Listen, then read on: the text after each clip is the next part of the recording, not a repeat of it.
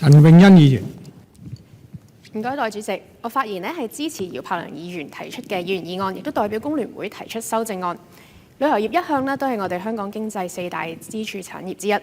粵港澳大灣區發展規劃綱要都提出支持我哋香港成為國際城市旅遊樞紐同埋一程多站嘅示範核心區。根據文體旅局公佈嘅數據喺上年經我哋香港進入內地嘅非內地旅客就有186萬人次，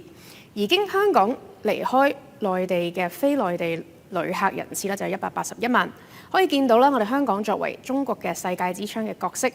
將旅遊文化引進來走出去，發揮超級聯繫人同埋超級增值人嘅作用。2023年國務院發布關於釋放旅遊消費潛力、推動旅遊業高質量發展嘅若干措施，要求推進文化同埋旅遊深度融合發展，提出加旅遊嘅理念。全國各個城市都積極響應，我哋香港亦都唔例外，積極開拓唔同嘅主題。例如我哋喺早前都整合咗一份嘅研究報告啦，係交俾政府去考慮嘅。咁當中就提到愛國主義旅遊、電影之旅、生態旅遊、跳島遊等等一啲新元素嘅旅遊體驗，希望可以賦予旅遊新嘅動能。而啱啱好政府發展旅遊熱點工作組都公布咗多9個嘅熱點，當中就包括油麻地警署，亦都係我哋建議書入邊有提及到嘅。咁下一個階段我哋就建議納入埋青衣觀景台同埋青衣船廠，融合自然景色同埋濃厚嘅造船歷史文化，希望政府都可以加以考慮。今年嘅5·4青年節我同工聯會青委嘅成員都去咗深圳，除咗了解東江水供港嘅歷史，仲去咗3趟快車博物館。咁周邊都有一卡卡嘅列車係用嚟做餐廳，買一啲特色文創嘅產品。上世紀60年代，除咗水荒我哋香港居民喺副食品供應都係面臨不足。為咗保障我哋香港嘅生活需要喺周恩來總理嘅指示之下，3趟快車自1962年起，每日固定由武漢、鄭州、上海、長沙出發，將新鮮嘅物資係經深圳運送到嚟我哋香港。呢一段嘅歷史我哋香港都可以有角色去做好宣講，打造新嘅具香港特色嘅愛國主義教育景點。代主席，我仲想提出一個文化同旅遊深度融合嘅主題，就係非遺文創，打造香港本地化嘅特色化嘅非遺文創 IP 產業鏈。唔單止係講好香港非遺故事，亦都能夠利用現成嘅507項非遺，打造我哋香港非遺嘅文化名片。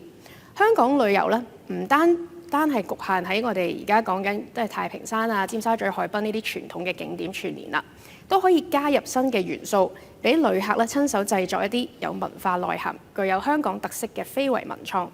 呢一類嘅沉浸式體驗都係近期相當流行，令到我哋優秀嘅傳統文化可以活起嚟，增強香港非遺嘅存續力。唔少內地城市都借助非遺做到精準扶貧、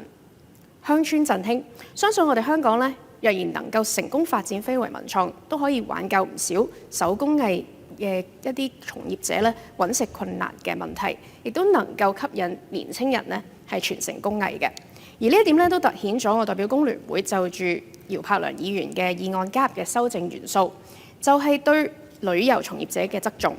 我哋應該加強旅遊從業者嘅培訓。隨住我哋有更多嚟自例如東盟啦同埋中東地區嘅旅客都希望可以有唔同嘅語言培訓啦。亦都可以為旅客提供更適切嘅服務，同時都推動我哋本地多元深度遊嘅專業導賞訓練。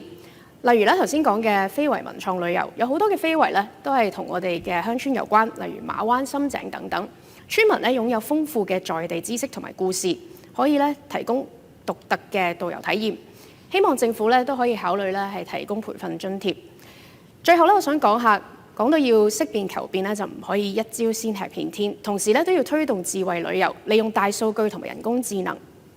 去優化我哋旅客嘅體驗嘅。行政長官早前都提到要加強統計旅遊業嘅大數據，但目前旅發局並冇一個統一嘅 APP 去推送最新嘅盛事資訊、最新嘅景點門票資訊、推介嘅酒店住宿等等。我見旅發局嘅網站係有一系列嘅 APP 係推介俾旅客嘅，但係就係講緊WiFi 同埋 SOS， 相信呢啲都唔係旅客去到旅發局嘅網站想體驗到嘅。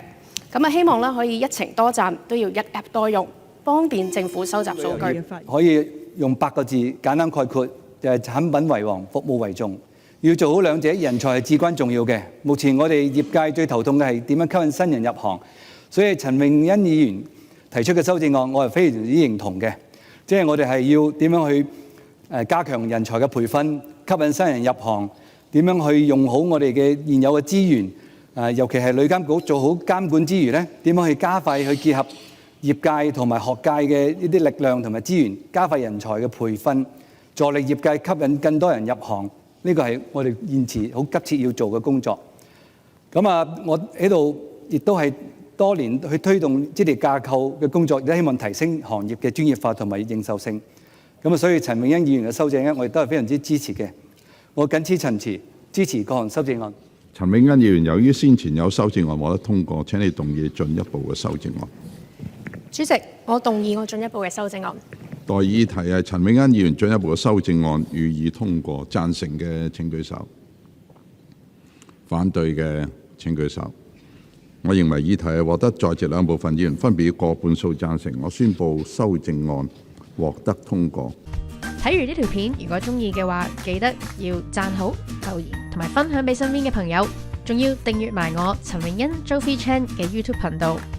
撳埋 See First 隔離個啷啷，咁你就唔會錯過我任何一條短片㗎喇。我哋下一條片再見。